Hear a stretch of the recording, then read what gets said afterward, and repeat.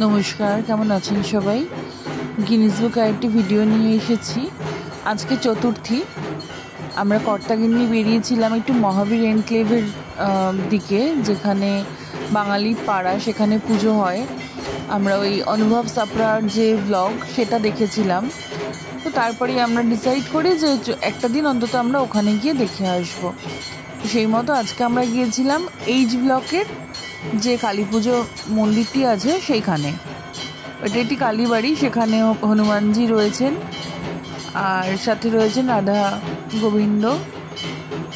পাশে আজকে দুর্গা ঠাকুর চলে এসেছেন, কিন্তু যেহেতু বোধন হয়নি সেহেতু মায়ের মুখ কাপড় দিয়ে আড়াল করা। আমার বক্তব্য সেটাকে দেখতেও পাইনি, খুঁজেই পাইনি। আর ফর্চুনেটলি আমরা গিয়ে পৌঁছেছিলাম একদম আরতির সময়তে। কি সুন্দর যে ঢাকিরা এসেছেন, ওনাদের দিয়েই ঢাক বাজিয়ে এখানে আরতি করা চলছে। এত ভালো লাগছিল পরিবেশটা। আর সবচেয়ে ভালো লেগেছে ওখানকার ফ্রেন্ডলি যে নেচার মানুষের। আমি যে একটা বাইরে থেকে গিয়েছি, যে অনেকটা দূর থেকে, সেখানে ওরা আমাকে চেনেন না কেউ, কিন্তু তারপরেও যে ওনাদের আন্তরিকতা, এটা আমার আর আমার বরের দুজনেরই খুব ভালো লাগে। ওনারা আমাদেরকে কার্ড দিয়েছেন, বলেছেন যে অষ্টমীতে ওনাদের ভোগ খাওয়ানো হয়, আমরা যেন সেখানে যাই, মাতৃ দর্শন করে আসি দুর্গা ঠাকুর, যেটা আমরা আজকে দেখতে পাইনি।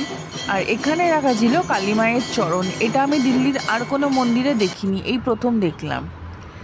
আর ফেরার পথে এই বাড়ির সামনে এসে একটুখানি ভিডিও করে নেওয়া। এই পথ যদি না শেষ হয় কেমন হতো তুমি বলো তো? না, যদিও আমরা কর্তাগিন্নি সেটা গাইনি, কিন্তু আমার ভিডিওটি ভালো লাগলে লাইক সাবস্ক্রাইব করবেন, চ্যানেলটি যারা সাবস্ক্রাইব করেননি, আর কমেন্টে জানাবেন আমার ভিডিওটি কেমন লাগলো। সবাই খুব ভালো থাকবেন, সুস্থ থাকবেন, আর খুব ভালো করে পুজো কাটাবেন। আমার ভিডিওটি দেখার জন্য সবাইকে অনেক ধন্যবাদ।